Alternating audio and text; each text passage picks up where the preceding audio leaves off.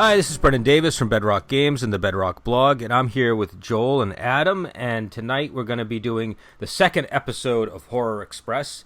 We're going to go further into Clive Barker country, but we'll probably be departing and heading into other pastures after that. Tonight we're talking about Hellraiser. So this is a 1987 horror film known for, gore and it's sort of, S&M qualities that it brings to the horror genre. It's a very, now I would say quite a tame movie, actually, compared to a lot of stuff that's been out. One of the things I noticed when I was watching it was, wow, this is kind of a slow movie. But I remember it being shocking when it first came out, and I remember to me it was always like, the sort of movie that you go to when you're talking about gory, films that deal a lot with things like needles going through flesh and that sort of thing. So I don't know, who wants to give the rundown of the plot this time? We just need a quick synopsis here. Who feels like they have a strong enough grasp of it to weigh in? I don't know, Adam. You want to take this one? I think I probably could. I think both of us at this point have recently indulged in not only the movie but the novella it's based on. So, and it's not like a super complex plot or anything. So it's about this guy Frank who gets a puzzle box, which in the novel, I got the Clive Barker reading of the novel, and he instead of calling it the Lament configuration, which I thought was a really cool name, he refers to it by the French name, which is the La Manchon configuration, which I thought sounded kind of kooky and creepy. Anyway, he gets this puzzle box, and apparently it's kind of it's got a real Pandora's box vibe, and he works it because he's basically a burned out hedonist, and he wants a new, deeper, almost surreal kind of pleasure. And it turns out it just summons these hellish creatures called Cenobites that, to them, pleasure and pain are these heights of. They've gotten so far in both that they've kind of unified and come all the way back around to this hellish torture, and so they kind of just drag him off to the dimension, and then the place that he gets torn out of this reality, his brother and his wife, who are really have a very tense relationship, move into it inadvertently. In moving in, they spill some blood on there, which kind of summons a wraithly version of him back. Turns out the wife had an affair with him, and she wants to when she realizes that it's him, she wants to help him out. And so they get into this weird psychotic relationship where she's luring guys in there under the auspice of seducing him, killing them, and he's devouring their blood and getting more flesh on his bones. In the book, the character's a little different, but in the movie, his daughter Chrissy gets kind of tangled up in this whenever she stumbles in on one of these horrible things, gets La Manchon's configuration, which I don't think is named in the movie. I think it's just the box. I think they name it in the sequel. I think Hellraiser 2 is where they start calling it the Lament configuration. Yeah, they start getting more of a kind of a universe in the second movie, but I don't want to diverge too much. Anyway, she also inadvertently summons the Cenobites and is like, oh, wait a minute, instead of dragging me off to hellish torture, how about I get you Frank back, because he seems to have slipped your noose. And so she has to go, and her father gets killed and skinned, and Frank masquerades as her, and there's this disastrous end where it comes to a head. There's Cenobites and gore and people getting torn apart by chains, and there's kind of a happy ending because she actually does slip them, and Frank goes back to hell. And happy ending with her father dead, and all the best version of a happy ending that a movie about S&M demons could possibly have. Yeah. That's true. That's true. I think. Also, speaking of which, I just got to say they constantly talk about how they sort of reach the heights of pleasure and pain, and there's no division between the two. I think after seeing this again that it's all pain. I don't see an ounce of pleasure in anything that the Cenobites are doing. Yeah, no, there's not. They straight up they don't even. There's no foreplay with pleasure or anything in the book. Even they go into a little bit more where it's more about sensory heightening, and it becomes torturous, and then they introduce horrific torture on top of that. But in this one, he's messing with the box, chains come flying out with hooks on him, and he is screwed within seconds. They literally tear him apart. So it's yeah, I think you might want to keep the warranty on that one, Frank. So. I don't know, Adam, how did you feel about this one? I don't know how long it's been since you saw it last. I don't know how long it's been either. It's probably been at least 20 years since I've seen it, but I I like it. I thought it held up really well. It's you know comparing it to Nightbreed. Nightbreed is a much more ambitious, bigger budget, Hmm. but it's kind of messy. I mean, this aside from some change, it's a pretty solid adaptation of the book. It does. I think it just pulls off everything it's trying for. It's a really nice low budget horror movie that Yeah. just has great atmosphere. Yeah, it's kind of like a nice pretty much one location horror movie, right? Like they're mostly in that Yeah, house, and there are special effects, but a lot of it is the build up to them, and some of the special effects are great, some of them are a little bit, I and see Joel's not too impressed, but I think that the yeah, special I effects in general are great, with a few standout stinkers. yeah, there's one that really yeah. stinks, which I want to talk about, but I'm sorry, what were you gonna say, Yeah, Adam? on the whole, it's and I would disagree that it's a slow movie. Some people say it's slow, and I don't think there's anything to cut. I don't think this movie has any fat on it. I think if you take away, like, I mean, yeah, there are scenes like the kind of family drama and stuff, but I don't think the movie works without those. It No, and just becomes and that's not what I a was really lot. saying. What I meant So was, like, it's slow in a good way. Like it's very engaging, and it's not mm, like it's not like it's wasted. It's only like an hour and 33 minutes or something. So it's not like it's yeah, But what I meant was, I think to like a younger viewer who's accustomed to more rapid fire, pacing in films of today, that they would find it slower. Do you know what I mean? Because it's just paced like an older movie is all I meant. Um, mm, you know what I mean? Like, yeah. I mean, I could be wrong. That was just my thought when I was watching it. Was I think this would be kind of slow for when you compare it to like a lot of the movies that have come out lately. Um, but I don't know if Yeah, if you disagree. Definitely weigh in because well, I think Yeah, one of the things I dislike about modern movies is how impatient they are to like get in your yeah. face. It's like, okay, yeah, you're gonna be an intense roller coaster ride, boring. Like, one of those movies, I'm trying to think of it. I think it's called the Insidious movies, where it's like I get, it's like a monster, I guess, but there's no cohesiveness to. It's just a bunch of random scary things that popped into the producer's head. And they keep like getting right in your face with it and cramming the camera right in. It's like, oh, it's so spooky. And they've got Tiny Tim playing as like their cute but creepy music. And I'm sorry, Tiny Tim is the opposite of cute but creepy. He's just creepy, But but yeah, yeah, it's in a way that's disarming and and yeah. charming and not at all frightening. yeah, the Yeah, kind I of stuff frankly I was find a lot of fast-paced stuff to be more boring than stuff that is technically I would slower agree. because it's like I just don't engage with it at all. It's Well, one of the reasons why I like slower paced movies is if the characters are good and the story is good and the atmosphere it's building is good, you want to spend time with all of those things. Do you yeah, know what I mean? So yeah, and this is a movie like that where I'm happy to spend the time at that house. But what I mean is it doesn't rapidly change from location to location. It doesn't, it spends a lot of time doing things like Julia is at the top of the stairs and the daughter is at the bottom of the stairs, and we're gonna sort of, feel we're gonna gonna have expose you suspense. to We're how that actually gonna feels. have Yeah, suspense in a horror suspense. movie instead of Yes, us jumping to the and jump scare and the special effects. and they're not going to reveal everything all at once. Do you know what I mean? And I know, again, I guess why that maybe surprised me a little bit is because when this movie came out, it was sort of considered excessive in a lot of ways and sort of, grotesque and, like, hold on, there was a quote from Roger Ebert who he decried it for its bankruptcy of imagination. Really? So Wow, yeah, so really? oh yeah. I mean, this was Man, one of those Ebert's movies such that a milksop, though. it's aged, I think, a lot better and become more respected. But I think when it first came out, it was kind of, you know, it- especially older horror. Like, I had people in my family that were fans of the older movies, and stuff like this was considered like, oh, they're just cutting people up just for the excitement of it, and just for the shock value. And so, I should have said I was pleasantly surprised by how much time it invested in building the story and in establishing Yeah, well, pacing, stuff like that.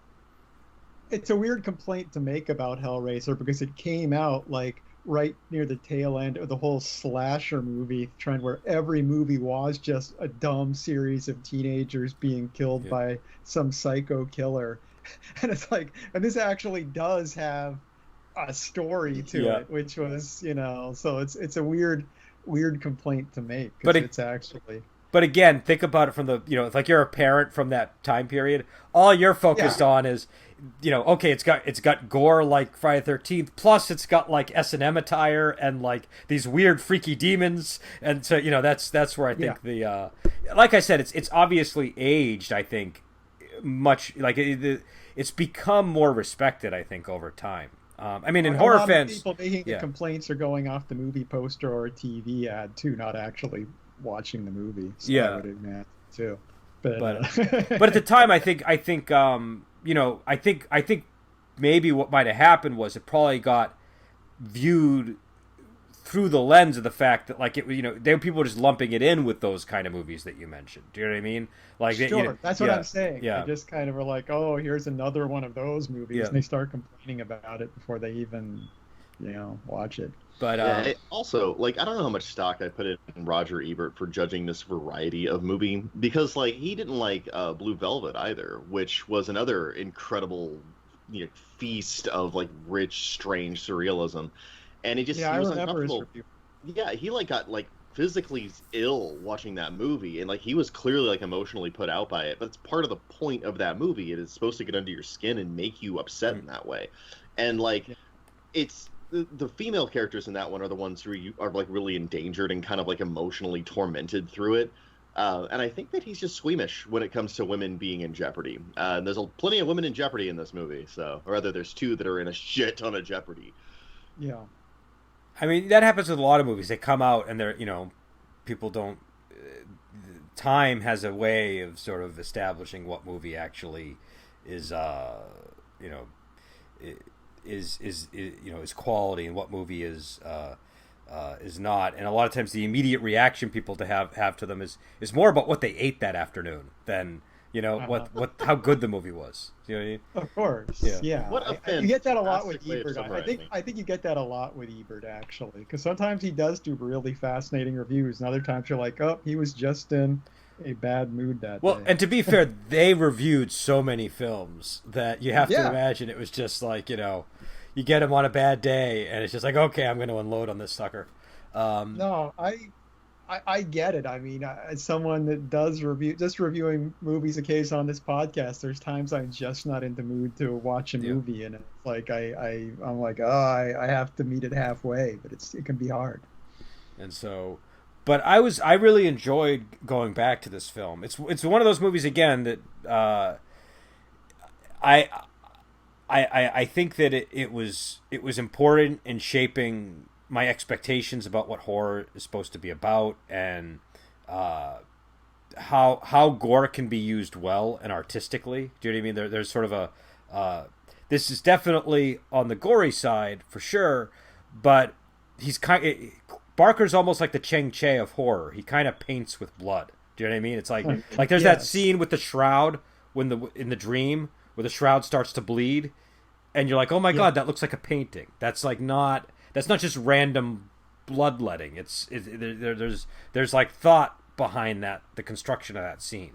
And, the whole scene where Frank comes back, where his corpse is just kind of growing out of the floor, that's just a great scene for a low budget horror movie. It's pretty amazing. No, I agree.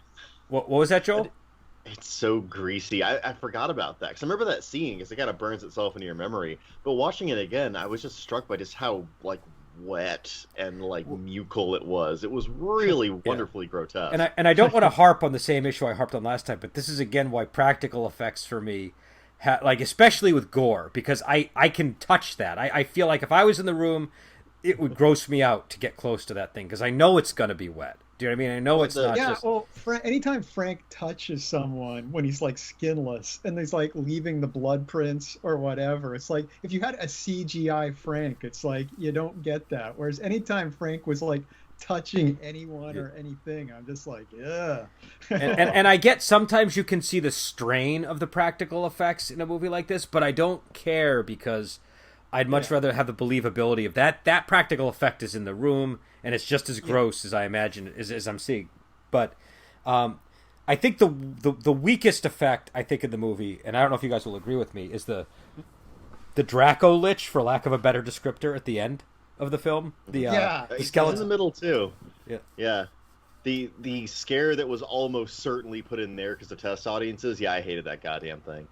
You can see the wheels on the stupid thing whenever they're like, chasing around the hallway, and I'm just like, Wait, it's got no range of no, motion. there's two things. There's the thing that comes through the hallway after is a different thing than the thing at the end. Okay, that dragon thing. The thing that takes away Yeah, the cube at the end. I'm talking about the skeletal dragon that I think Clive Barker plays the hobo in this that eats the mag. That was Clive Barker, wasn't it? I don't know. I didn't realize that. Let me look because I've always assumed it was him, but I don't. Yeah, he eats the like crickets in the Alan one Moore to scene, me, and then but- he does look like Alan Moore. Oh my god. I could see Alan Moore just deciding to wander on set and eat crickets one day, and they're like, "Get the camera on him." It doesn't say. I have always assumed that was Clive Barker, but maybe I'm wrong. So, I honestly don't know. but the know hobo, what the Clive hobo Barker that eats the maggots, he then turns into the dragon bone demon thing. Right. Yeah, that's kind of I don't get that because like, what is he? A wizard dragon? What is this? Mortal Kombat? I mean, I did read the book when I was in high school. I don't remember if that comes up in the book or not. Does it? Doesn't. Okay, No. so. No, it's just some crime lord or something that happens to have La Mancha's configuration at the beginning of the book, and then it's mentioned for like one line. It's not some magical skeleton man. Yeah, because that's dumb. But no, for me, it's the thing that chased her in the midpoint in the last part of the movie, whatever that thing was. Oh, That's I don't know how I would weakest describe that one. It's got a really strange structure to it. It's kind of like a banana, and the bottom of the banana is like a, I don't know, like a fetus-like monster. Right? Is that the one that you... All right. Yeah. I mean, I know that's a horrible analogy, but it's the only thing I can think of to describe the creature. It's like the design of the creature is good. Let me be clear about that. The design and the idea of it and its presentation is all good, but it was really like a little bit further than they could make look convincing on film. I'll tell you what was bad about that one. It wasn't even the creature. It was the fact that when it was off camera and it attacks the guy, you just see like one of its appendages slap him in the face. And it just looked so silly. It didn't look like a ferocious like monster. A parody, yeah. Yeah. Well, when it's trying to grab the configuration, you can just see its little flippers waddling at it, and I'm like, come on. Yeah, no, I agree with you. I remember thinking that distinctly during that slap in the face part. It's like you have this thing and they create this monster, and then it's gonna. And I was like, it's been so long since I've seen. I couldn't remember if that guy survived or not. I'm like, oh, is it gonna kill him? And it's like, boom. You know what it's like? Slaps him in the face. And it's just like it doesn't even look like it hurt. You know, it doesn't even look like a strong slap. And I'm like, that was disappointing. Here's what it's better like. If it didn't hit him at all, it would have kept the monster. It just took all the fear of the monster away. It did. It did. It would be like having a T-Rex in a movie and having the T-Rex slap somebody instead of biting them. Do you know what I mean? It's like It's like in Jurassic Park. The T-Rex slaps the kids instead of tries to eat the car. You know, it just suddenly it looks ridiculous because it's got these little dinky hands and isn't using the most terrifying part of its body to attack. But all right, so why don't we talk about the Julia character and the Frank character, because they're sort of central to the story and their relationship is important. And I'm curious how you guys thought that worked in this film. Actually, I made the point before the podcast that I felt like Frank was the main character of this movie, and you called him the villain, which I don't think he's the main character. I think the main character is Kirsty, if there's a main character. She's the one that you're supposed to be rooting for. And supposed to... Yeah, she's the deuterogonist, man. Byronic hero. It's all about Frank. I don't know, Adam, how do you feel about it? Are you swayed or... I mean, the way this movie is set up, I mean, it is kind of an interpersonal drama. I think putting it into you've got like you basically got this interaction between the characters that's more complex than one is trying to do something and no one else is. You got Larry who's trying to patch things up with his wife. You've got his Julia who's basically interested in Frank. You've got this whole love triangle thing going on between. Well, actually, you've got this love triangle thing going on there. And of course, in the book, it's another layer because it's a four-way. It's a four-way thing there. But yeah, I don't know. I mean, I think the whole protagonist model doesn't necessarily fit with the movie. It is a bit too interpersonally sophisticated. It kind of repels that kind of archetypical analysis. I'll grant you that. Yeah. On the other hand, Frank's the best character in Shut Up. I don't know, honestly. As far as performances, I think the guy that plays Larry does the best. Because I mean, he even plays Frank for part of the movie. Yeah, that's too. true. I think he gives the best performance, that actor. Oh Like the yeah, way he best actor shifts definitely, and but best playing character even remains playing Frank. Larry. What's that? Well, Yeah, best actor, yes. Best character remains Frank. Yeah, So I will have to say I agree with yeah, Adam that the guy who plays Larry really holds the movie together. yeah. I this time around though I could not get over the fact that he looks almost exactly like David Foley. Like he's got like a David Foley meets Vince McMahon kind of face. And I can see the Vince yeah. McMahon thing. Okay, David the David Foley you thing's can't not see? coming to me, but I'm totally getting the Okay. Vince. But I couldn't get over that for some reason. But I think that he really holds it together because he's got to be like he's kind of like the normal guy in the movie. He's the person that really kind of grounds the film in some sort of reality. He's the one that wants like the simple things. Do you know what I mean? And if that character wasn't there, then all you have are these. This woman that's willing to murder because she's lusting after Frank, and Frank who's just lusting after everybody, and I guess Kirsty the daughter, but without the father in there, the daughter doesn't really have any connection to. I think Kirsty has the weakest performance out of any of the main characters, which is where her character. She's not terrible, but there's just points where I feel like she just doesn't quite rise to it in some of the scenes. So okay, so why don't we rank them then? Who do you think is the? So you think that Larry, the guy who played Larry, is the best performance in the movie? yeah, no. Aside from Pinhead, whose presence, I mean, it doesn't need to be expounded upon. Like you can just watch this movie, and that guy's presence is unbelievable. And to be clear, I think we're kind of talking about the characters, not the Cenobites at this point, because that is a whole other level of discussion.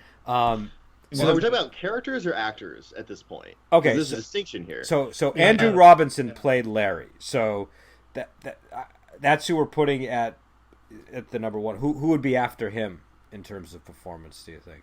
I put Julia and the guy that played Frank at the same level. Yeah. They're both solid. They do a really good job. Yeah. But and then yeah.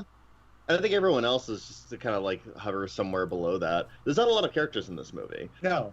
I think I disagree with you about Christy though, because like remember the scene where she first encounters the Cenobites and Chatterbox like shoves his fingers in her mouth? Like the raw terror she has in that scene is pretty convincing. She is very good in parts. I just feel she's uneven. There's like parts like where like I don't know. It's like I think I think it's like in the first scene with Frank. There's moments where I just don't feel like she's quite selling it. But the other scene, she's really good. She's just uneven. It's not like she's not like she's just bad all the way through. But I'd probably need to watch it again. And there's a couple of moments where I'm like, nah, that line reading doesn't land for me. But interesting. I didn't really notice. There's something that felt particularly awkward about it. Keep in mind, I did just rewatch the Star Wars prequels with my kids, so my bar for bad acting has been horrifically lowered very recently. Okay. That'll do it. No, she's totally solid. It's just I don't know. I just don't think she's on the same level as everyone else. Also, horror movie acting is not always the same, like especially for characters whose role is largely to be chased around and terrified. Like they're often like I almost don't even notice because I kind of expect them to be somewhat not that greatest actor in the world. There may have been some of that too with my expectations with her. I'll watch it again a little more critically, I think. Yeah, I can't say I really observed anything in particular about her, whether she good or bad. I was impressed by the Pinhead performance. I hadn't really, it's been a while since I'd seen this, and I always you have that image of Pinhead in your mind, but I always kind of lose track of the voice, and obviously it's enhanced. The voice and the line delivery is really, really good. Yeah, it's a very small. He doesn't have that much dialogue to deliver. No, the Cenobites aren't even in this movie until like the last third of it or so. Like they're very, very minimal presence. Which is good, yeah. And it's as far as Doug Bradley goes, it's interesting too that it isn't, when they made this movie, it wasn't as apparent to them how iconic he was going to be because when the Cenobites all get dispatched by the puzzle box, he's the first one to go. Yeah, it's like if they had any idea how much a part of the franchise he was going to be, instead of having that goofy Flipper Monster be the last one. It would have been Pinhead would have been the last one to go, not the first one to get sent home. I don't even But think Butterball doesn't even like die in this movie. He like some rebar falls on him. yeah, And that's he's right. the last That's one. So right. But yeah, Hellraiser 2, Revenge of Butterball. yeah, but it is interesting kind of watching in the context. Obviously he isn't called Pinhead in the credits or anything. He's just lead Cenobite is his name in the credits. Also, I do think a different actor played Frank when he was skinless, according to the cast information. I wondered about that. Yeah. I wondered about that actually. Yeah, I didn't look it up though. But yeah. I mean, it was hard to tell, obviously, because he's got, the makeup job is extensive. So, yeah. But yeah, I really liked. I like the setup because I like the fact that you have this Julia character who's like in love with Frank because he's obviously like a bad boy type character, right? Like he's like the quintessential like outlaw, and Larry is like super safe, super normal. Like you see him at the dinner, and he's just like it's just like it's about as vanilla as you can get, right? Vanilla but successful. Do you know what I mean? Like a very stable guy, and yeah, the party scene, I have to say, watching it, a line that's always stuck with me and my friends used to make fun of. Like, it's something like, "This is the night of the paper hat. You can't go." And it's just like, what? It's just such a like weird line. Well, I actually really liked that line because it does stick out, but also it kind of makes you think like, oh, they have social connections. They have like little in jokes and memes. Yeah. Like there's a reality to this. That's interesting. I wasn't really insulting the line as much as it's a fact it's always stuck with me is because it just works for that character. It's the kind of goofy thing he would say to his friend that is like perfect. Night of the paper hat. Well, I like that because this movie does an interesting thing, despite it being kind of like lambasted, I guess, for it being like excessively gory. It really shows the intimacy and personal horror of murder a lot. Whenever she's luring people in to die, their deaths are they hit you, even though they're not particularly gory. They're just upsetting because they're people and they're getting their lives are getting destroyed. And they kind of lull you in because the first guy is almost a little bit rapey, so it's a little bit more okay. Do you know what I mean?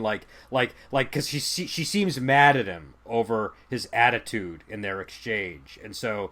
It just feels more justifiable, but then they just get progressively less and less pathetic guy she's luring in. Yeah, exactly. So, like the guy who's just lonely. It's just like yeah, exactly. So it's I like the way that they do that because the first guy you're actually kind of like, okay, this guy might kind of deserve this. Like he was potentially about to rape her if she didn't go in this direction. Yeah, that moment where he's like, "You're gonna change your mind." Yeah. He's like really intense, and you're like, okay, well maybe this guy needs to get taken out. But like all the other guys, not really. Well, and also just the like the horror movie universe laws, like the scummier you are in any way, the more you're sort of like you're just more acceptable as the next victim. Do you know what I mean? Well, that's the thing. Yeah. There's a relationship between how much the audience wants to see you face justice and how morally acceptable it is to them for you to be horribly killed. But also, I like that she's the one doing it. She's the when I remembered this movie, I remembered her bringing Frank in and Frank killing the guys. I forgot that she smashes them in the back of the head with a hammer, that's got to be the most intimate type of murder for a movie. Do you know what I mean? Like it's not easy to watch. It's not easy to listen to, and it takes full commitment to the sin that you're committing to do it. There are no clean kills in this movie. No one gets stabbed and dies, or shot and dies, or something and dies. They get like brutally pummeled, and they are dying until they are further injured and mutilated. Yeah. It's pretty bad. Yeah, no, in fact, there's one guy that like comes out of the room and is like, "Help me," to Kirsty, right? And he's reaching out his hand, and so it's very, they draw it out and they don't. Yeah, because a lot of movies would do the thing where like she smacks him on the back of the head, he collapses, and then like you just hear Frank devouring him or whatever it is Frank does. And this movie really kind of was like, nope, they fall on the ground and they're still alive and kicking, and it raises the moral complexity of the scenario considerably, so that's not just like a clean, easy kill that you can forget about. You kind of have to stick with it which is uncomfortable, but that's kind of part of the point, I think. Well, it is uncomfortable, and also there's something about it that kind of links it to the carnal elements of this movie, which are very present. Again, it was part of I think the kind of grotesque appeal of the movie that it had that carnality to it, that thing where there was like physicality and sexuality, and there's something about like because they have a love scene in this movie, and there's also something kind of vicious about that scene where it's like, this isn't comfortable to watch. It's not sexy. It's it's kind of like ugh. And I like that they understand that there's like this sort of visual visceralness that connects those acts throughout the movie, and so there's this wonderful echo that goes on whenever you're seeing characters, like you said, committing to a physical altercation of whatever variety in this movie. So yeah, it makes it rich to watch, and it makes it, again, like I said, intimate. Well, especially, I mean, the carnal part is impossible to ignore because that's the foundation of Julia and Frank's relationship. Mm-hmm. And Julia's motivation seems to be she wants to help restore Frank so she can have sex with him, basically, right? Well, that's exactly what she does. They consummate. Yeah. So I mean, that's definitely, what's going on there. And I think it's also interesting to sort of contrast, her attraction to Frank, who's like this, he's a hedonist. He's a picture of sort of unrepentant virility and like, just, I don't know what you would call it. Just like he's just it. Just like an animal, basically. And that's what she's drawn to. And then Larry, who, I like the name choices too. Frank and Larry, those are good choices for these characters. Larry, who's like afraid of his own blood. Do you know what I mean?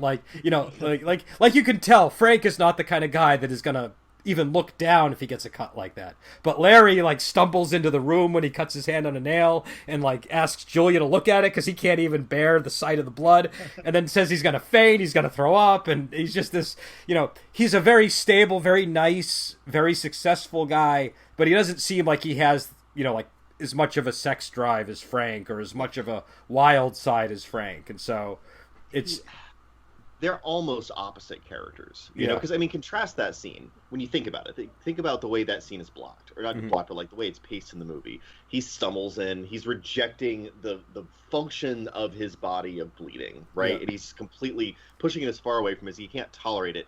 The next immediate scene is Frank reassembling himself from that blood and turning into mucus and bone and like just howling like a monster. Like, that's how contrasted they are. Yeah. Well, not just that, but that scene with the leading up to that scene when he's carrying the bed up the stairs, that's being juxtaposed with the flashback of Julia and Frank having sex, to the point that like the bed like hitting the wall on the way up is like enhancing the sexual experience in the flashback, right? Like, so it's it is like a clear contrast where Larry is he's more about building a home or something, and more about, again, he's just this boring guy. The most exciting thing he does in the movie is carry a mattress up the stairs and then cut his hand. That's about as exciting as the guy gets. He never rises much further than that in the action hero, does he? Yeah, and not until Frank gets a hold of him and wears his skin. But then at that point, he's not Larry anymore. So yeah, he takes that skin for a ride, man. I'd also like to point out, I was thinking about this too, like the seduction scenes are completely different with the characters too, because they both try to seduce the same woman, and like whenever Larry does it, like she's just like, well, Frank's in the room at that point and like cutting a rat open, he's just like peeling it like an onion, and she's freaking out and telling him no, but that's what Larry has his back turned to this, and he interprets it as her saying no to him, and he takes the rejection and leaves frustrated. But Frank, like, whenever he seduces her, he like just takes her shirt off, takes out a knife, and like cuts her bra off. Like, there is no rejection in his mind at all. Like, again, they're so opposite. Damn it, I'm respecting this movie more and more. Yeah, it's definitely got layers to it, but yeah, it's I mean, I don't know, to get into the book, I think there's even more layers in the book, because in the book, Kirsty is she's actually not the daughter. She's a friend of Larry's, and who's the same age as them. And she's basically someone that's in love with Larry, but Larry's gone off and married Julia, and which I find interesting, because in the movie, both Larry and Kirsty's goal, their their motivations are all for the most part good. It's like there's kind of a purity to it. Whereas in the book, Kirsty is jealous of Julia. So the fact she's the one that discovers that Julia is up to all this stuff comes from her wanting to break up this relationship so she can be with Larry. And of course, with Larry, when you give Larry a character that actually cares about him, but he decides to go off and marry this woman who's just pretty but is just using him for his money, it just kind of makes everything even murkier. But it made sense what they did in the movie, I think, from a movie perspective. It did, but it does subtly change things, doesn't it? I mean, because I never really got the rules of how the Cenobites worked. Like, I think I was used to, the first time I watched this movie, I was much younger. And so I was used to thinking about movies in a moral dimension. And this is a universe in which there is no morality. Not really. There's like the polite lie of society, but real, like, cosmic morality, like you'd see in, like, stuff that kind of infests other weaker movies. That shit is gone from here. And so the scene where she summons the Cenobites, Christy does, and she's like bargaining, like, first of all, there's no sin there. She doesn't do anything evil. She's fucking around with a box and the demons show up to torture her forever. Not because she's evil or deserves it, but because she did the wrong thing at the wrong time, a complete victim of circumstance. Yeah. And so, like, that always, like, it struck a weird dissonant chord with me when I was a kid. Now that I'm an old man, though, and I'm like this pitiless nihilist and life has kicked me a whole bunch, I'm like, okay, yeah, no, that makes total sense. That's fine. Well, that's how life works. Life doesn't give you bad things just because you were bad. Right. There's no karma in this movie. Yeah. There is a weird kind of legality to it, because in the movie and in the book, and they make this clear in the book, Frank has to confess who he is and reveal who he is to the Cenobites, who are kind of like haunting Christy after she opens the box, before they do anything. They won't even interfere. Like, it goes on for a long time when she's in the room, in the house with them, and knows Frank is in her dad's skin, and he's like trying to kill her, and he's chasing her around the house. It's like a real intense set of scenes, and you're like, aren't the Cenobites here for Frank? Wasn't that the deal? And they were, but she had to trick him into saying that it was him. And, like, the book makes that really clear, where it's like, you must make him confess. There's some, like, quasi-religious legality to, like, the way they operate, which is, it makes them such wonderfully alien characters. Another little nuance to them I like. Yeah, no, and I think the crime that you're committing with the box is just curiosity. Dude, it's just that's really what it is. It's that you're opening the door that you're not supposed to open. Basically, that's I think the idea there. So I mean, I'm sure there's more, you could get deeper into it, but I don't know, I kind of like that. I kind of like that idea of, well, it's sort of like the same thing with like, there are just some things man is never meant to know. If you go there, you might end up on a chain in a Cenobite's lair. That's just how this universe works. I mean, I think to an extent, you don't want to. I mean, I don't think, with having read a lot of Clive Barker's stuff, I don't think there's necessarily a lesson to the story. It's like he's obviously there's meaning behind things to an extent, but there's not like, it's not a fable with a nice morale at the end there. Moral. I mean, I think he does have lessons, but I don't think it's about, like, why the bad things are happening or any of that stuff. Like, the lessons are more to do with the kinds of characters that are present and the complexities of the human relationship. You see it really clearly in Nightbreed, I think, more than in this one. This one's obviously kind of more firmly a pure horror movie in that sense, where it would get in the way if he was trying to really give us any kind of obvious moral subtext. But I think, I mean, Nightbreed is a more heroic story with a prophesied hero who's going to come and save everybody and all of that. It's a whole different kind of thing than Hellraiser. Really. Yeah, there's no hero in this. Not really. I guess you can kind of say Kirsty is sort of a hero, but not really. She's just a person who gets in over her head and manages to squirm her way out. Yeah, like I said, they even made her more heroic in this by giving her pure motives in this movie by making her the daughter. It's like she's still not very heroic. Exactly. She's just doing what she needs to do. Yeah, I almost compared the lament configuration to just sticking your hand in a blender when it's on. It's not really. There's no morality to this at all. There's no lesson to be learned. It's just you really shouldn't have done that, and now you're going to pay a horrible price. Sorry. Yeah, Yeah. it's well, it's like what I text you, Joel. I said, can you imagine winning at Rubik's Cube and then getting pierced by chain hooks all of a sudden? It's it's just like exactly. the worst puzzle box in the world. What's my prize? Eternal torment. Yeah. Ooh, that's not a good prize. But this movie has so many classic lines around that, like that we have such sights to show you. All these wonderful lines that they deliver. It's the one thing that was surprising was just how far he could take these concepts and get them into like the mainstream horror culture like that. That is that's the stuff that's pretty astounding when you look back on it. And so, but yeah, I don't know. I think I think that how far along in the Hellraiser series did you guys go? Have you guys seen all of the Hellraisers? Have you only seen a certain I've number seen of them? 2. I stopped after 2. Yeah, I think I've seen 3. I know I've seen the second one, and I'm pretty sure I've I've seen the third. parts of 3. I saw parts of 3 on cable, just flipping through, and I'm like, no, I'm not. Not sitting down to watch this whole thing. I think that was the one where they as I added the guy recall. with the CD player for a head as a Cenobite, right?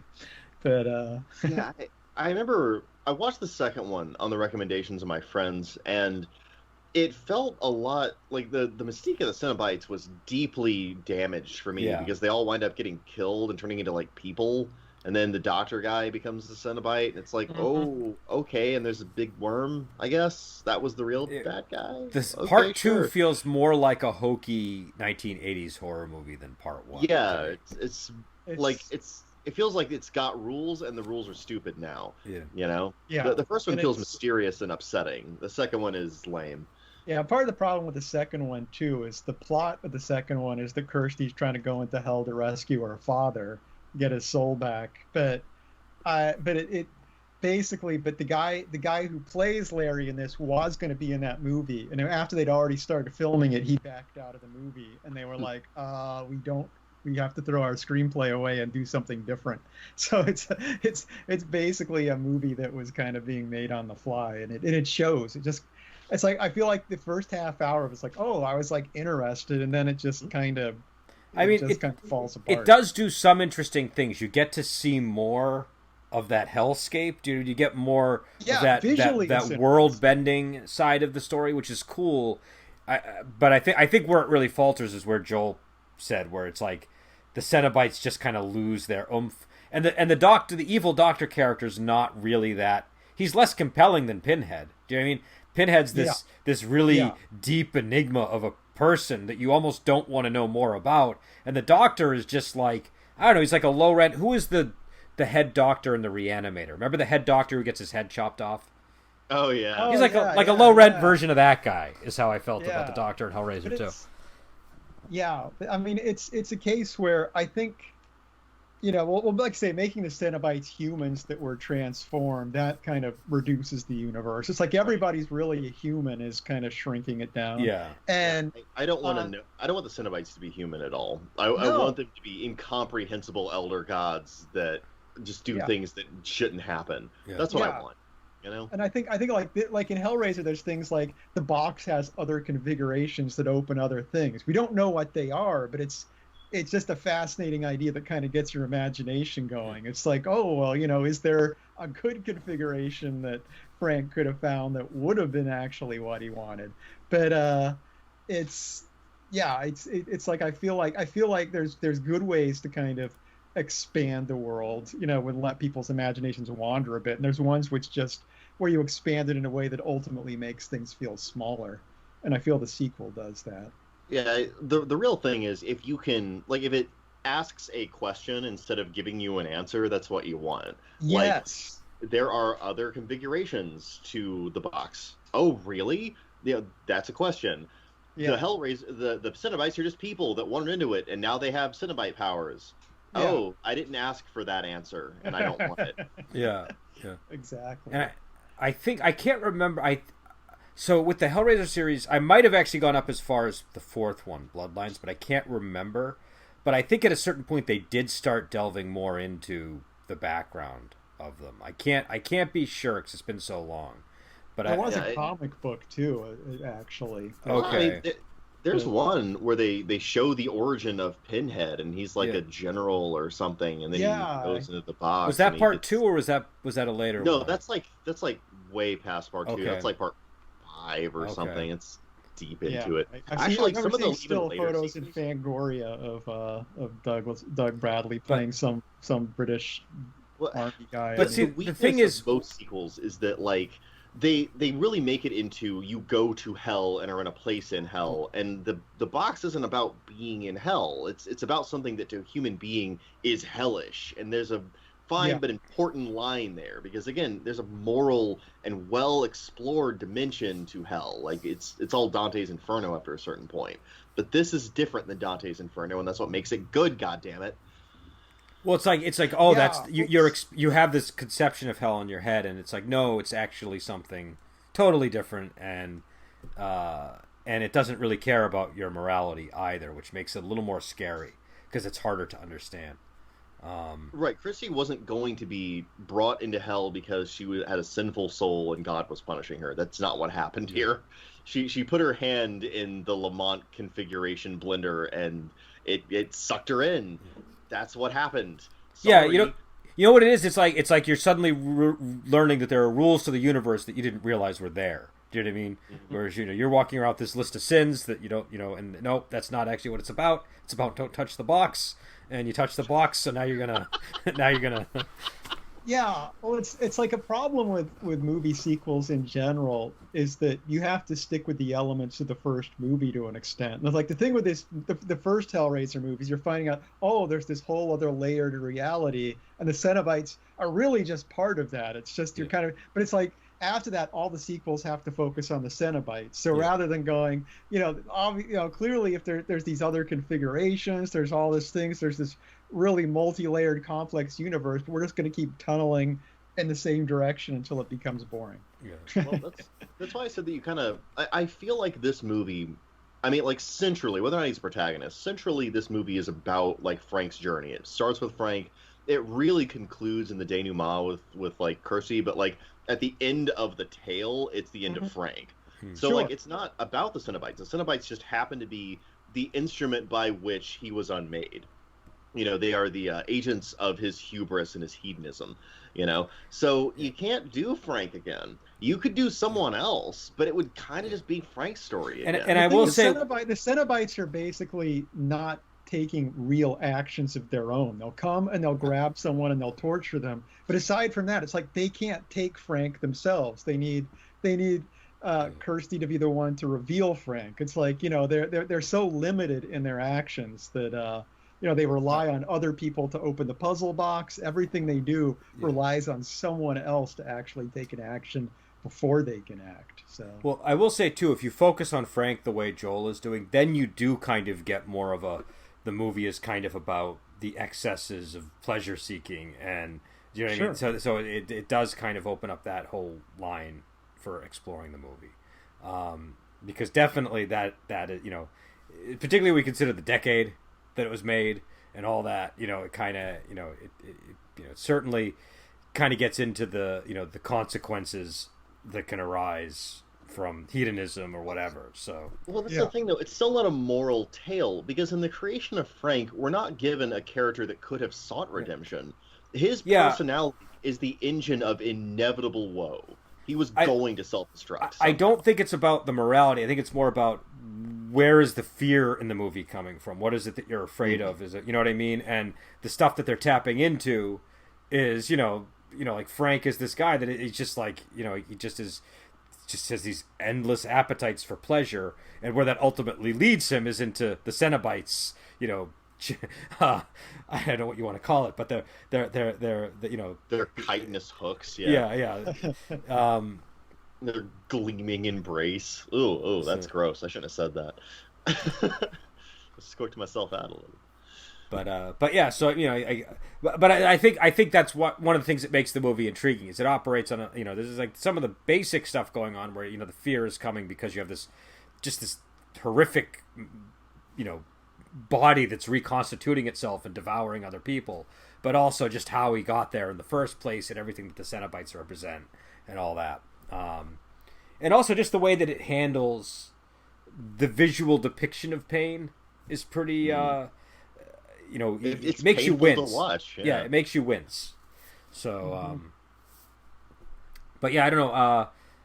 Anything else to add about the movie before we depart? Did we forget anything, or was there? Well, I would like to point out Frank's last line always stuck with me, where he says "Jesus wept," and then he gets exploded by the hooks. I do want to talk about that. I feel like Adam could weigh in on it more for us because Jesus wept is not an expletive in the United States. It's something that is an expletive in other parts of the world. It's something that in the U.S. we would just recognize it as a quote from the Bible mainly. Do you know what I mean? It wouldn't be something that you would say to I forget why it's used as an expletive in other countries, but I know it's sort of. I mean, we can say here in the Midwest, we will sometimes say exasperatedly, "Jesus Christ," and I think it's kind of used that same way. Is it the same thing? Jesus wept. Okay. Yeah, I think it's very similar. Okay. So, but what confuses me is because the writer is British, and I think it's a British movie, but I'm not 100% sure. But they're obviously going for an American audience.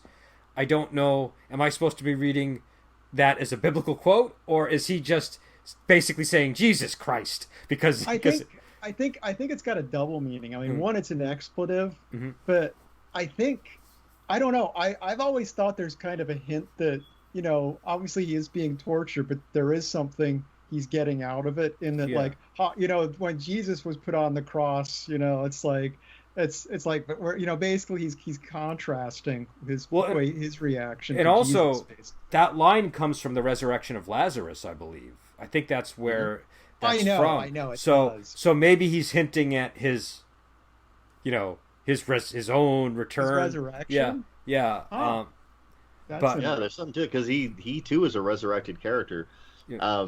And there's even some ambiguity to the line, biblically speaking, because it's been interpreted as exhibiting the humanity of Christ because he's crying for his dead friend, but it's also been interpreted as him crying for the inability of the human beings around him to recognize his divinity.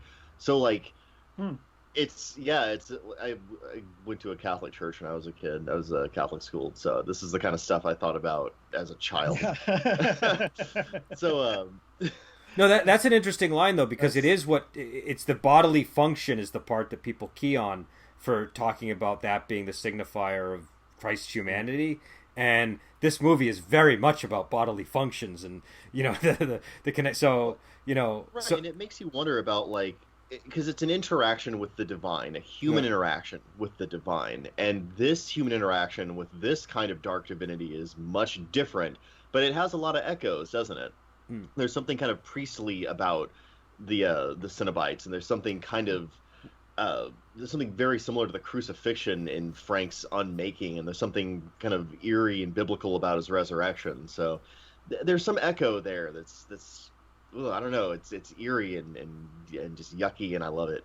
Yeah, I feel like there's definitely some Barker's going for more than just him giving an expletive. I feel like there is. I'm not sure specifically which of these layers he's going for, but he's going for definitely one of them. Yeah, because he doesn't even say it like an expletive. He doesn't say Jesus wept. He says Jesus wept. Right? He says it like a statement of, like he's saying something profound, not like he's swearing.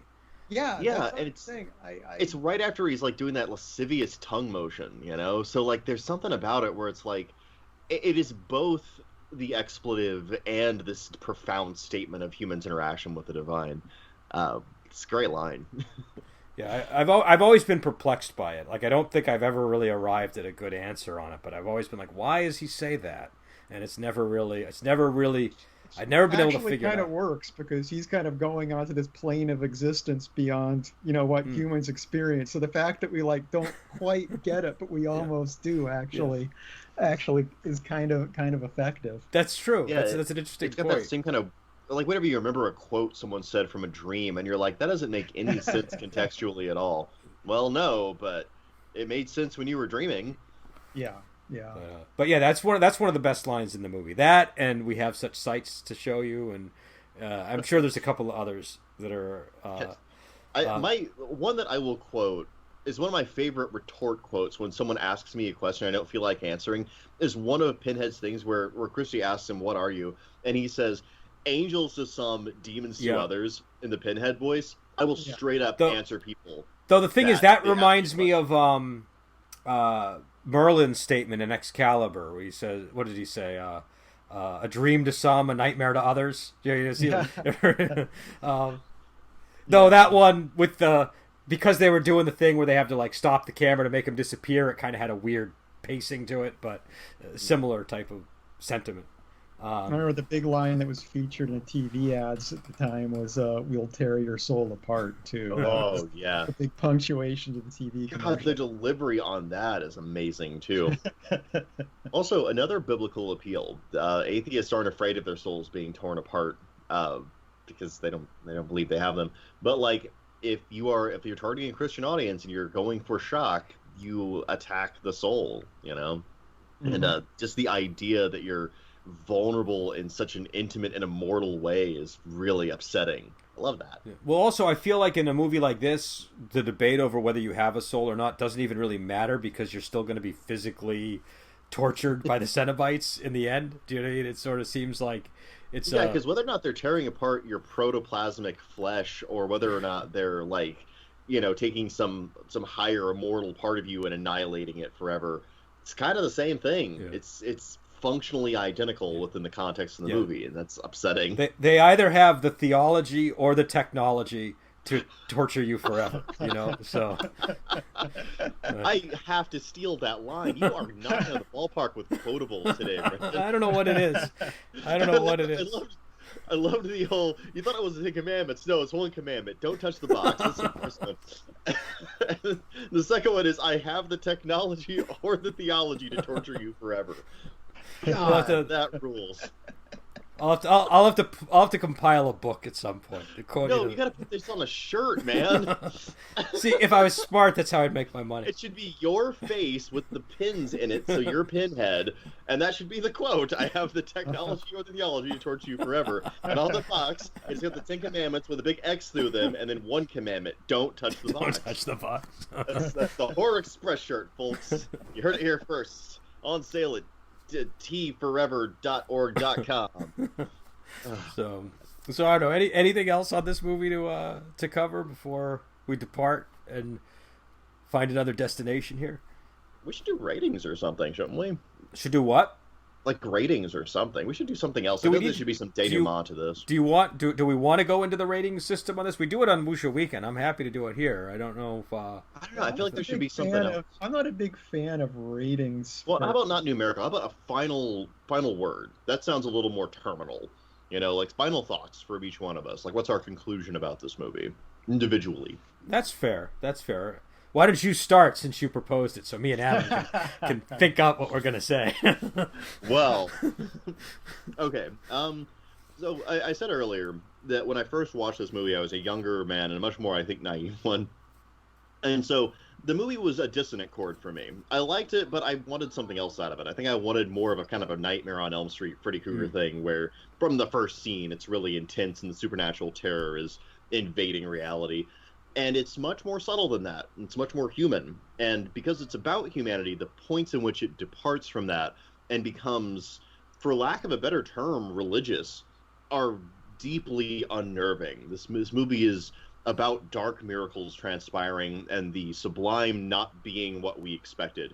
And in that instance, I really feel like Frank is kind of the point of view character for us. I think that we're inadvertently going on the same journey that he is. We're seeking something from this movie, and we really bit off more than we could chew. We fucked up. We violated the one true rule of the universe, which is don't touch the box.